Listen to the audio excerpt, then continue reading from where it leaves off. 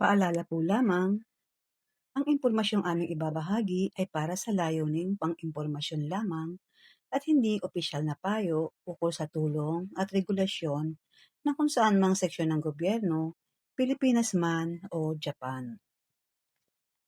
Ano ang batas? Ang batas ay mga tuntunin o panuntunan na ginawa ng pamahalaan upang mapanatili ang kaayusan, kapayapaan at katarungan sa isang lipunan. Lahat ng tao sa isang bansa ay inaasahang sumunod dito. Sa madaling salita, ang batas ang nagsasabi kung ano ang tama at mali ayon sa pamahalaan at may kaukulang parusa kapag ito ay nilabag. Layunin ng batas na protektahan ang mga mamamayan, panatilihin ang kaayusan at magbigay ng hustisya.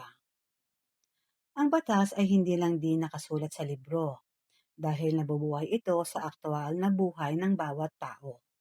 Sa gobyerno, politika, lansangan at araw-araw na karanasan, nakikita natin kung paano gumagana ang mga batas, proseso at prinsipyo na direktang nakakaapekto sa lipunan.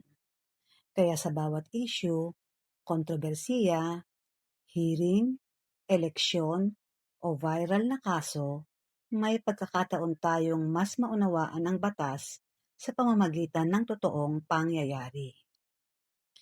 Kapag may impeachment, Senate hearing, viral arrest, constitutional issue, data privacy breach, labor issue, o abuse of authority, hindi lang ito simpleng balita.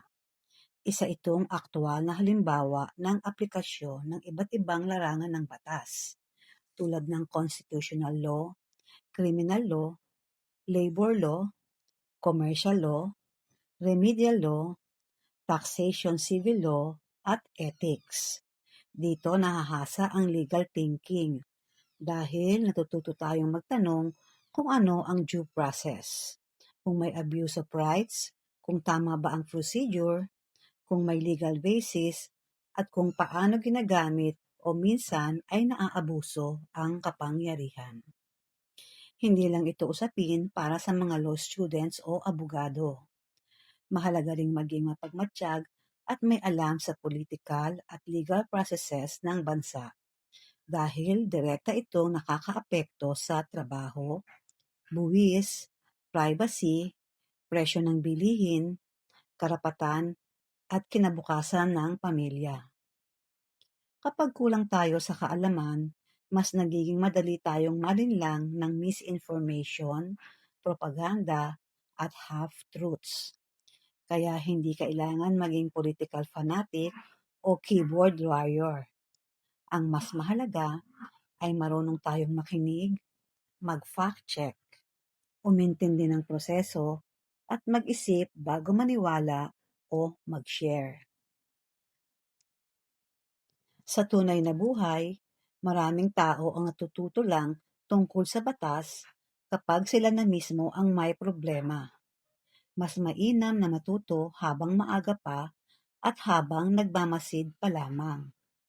Dahil ang pagiging informed citizen ay hindi lang karapatan, kundi responsibilidad din na dapat yakapin ng may talino, pag-iingat at malasakit sa kapwa.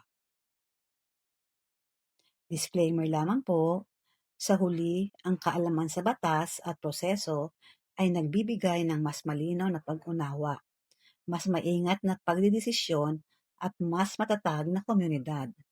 Patuloy tayong maging mapanuri, responsableng mamamayan at bukas sa pagkatuto para sa maayos.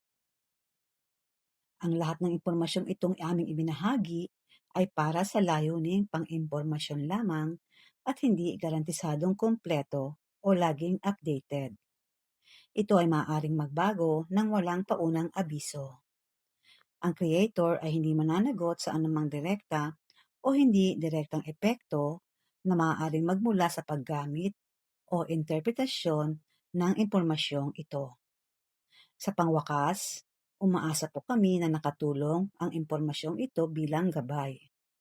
Para sa pinakabagong update at opisyal na detalye, makabubuting i-verify pa rin sa tamang ahensya o awtoridad. Marami pong salamat.